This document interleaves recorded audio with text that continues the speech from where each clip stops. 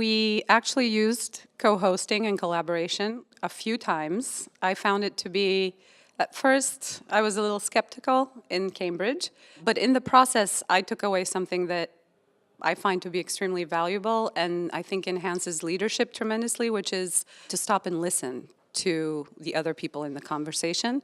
It's something that I think lots of people who are natural leaders forget to do. So we had a mini charrette once I returned to my organization in Bulgaria, which is the Bulgarian Green Building Council, on co-hosting collaboration. And then we actually implemented it at a business breakfast with really high-profile business leaders in our community. We basically repeated what we learned in Cambridge, and it was very effective. We got really good reviews to the event, so definitely useful. People came up to us after the event and commended us on actually engaging them more than talking to them.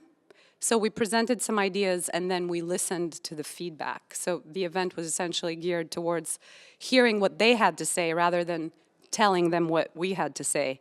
And in that way, they thought that this was a really interesting way to convey a message, and it seems like they took the message away much more effectively than in the traditional style of seminar-style events where speakers stand up on stage, talk about whatever they're talking about, and then have a quick Q&A and leave. I think it's definitely a good evolution to the way that interactive events can be organized and administered.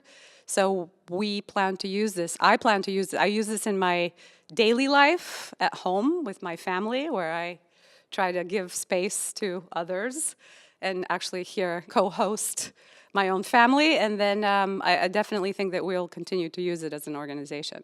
So it's an effective method of both hearing the other side and using that feedback to advance your own mission. First of all, I'll definitely remember the part where you co-host back home, so I'll try and use this in my own family. I'm not going to say I'm going to have a different story, but I have a story that starts before Cambridge, and that was sort of an interesting part of the information that when I came to Cambridge, first of all, we didn't know what we were expecting there. I think that there were a lot of new things that we heard, even though the things that we did, this is why I say before Cambridge, we started co-hosting immediately from day one of our workshops, which was 6 months before Cambridge, but we did not know this was co-hosting. By doing that, of course, it was easier to do it in pairs. It was easier to run the workshops with someone else, because then the stakeholders and people at the table don't look at you like, aha, so this is the guy in charge. Whereas when there's two of you, then they say, aha, okay, this is a split responsibility. The other guy also has some kind of influence. This is not a one-man band.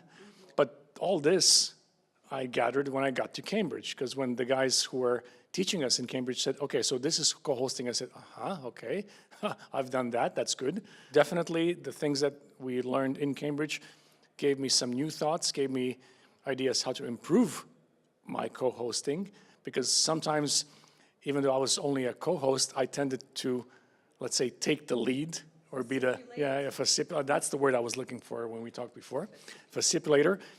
I still try to do that, even probably during this interview, so yeah, I didn't do that to you, come on. So definitely co-hosting is something that I will be using. I actually used it on one of the workshops, not only as co-hosting at the table, but we did co-hosting by moderating the conference in pairs.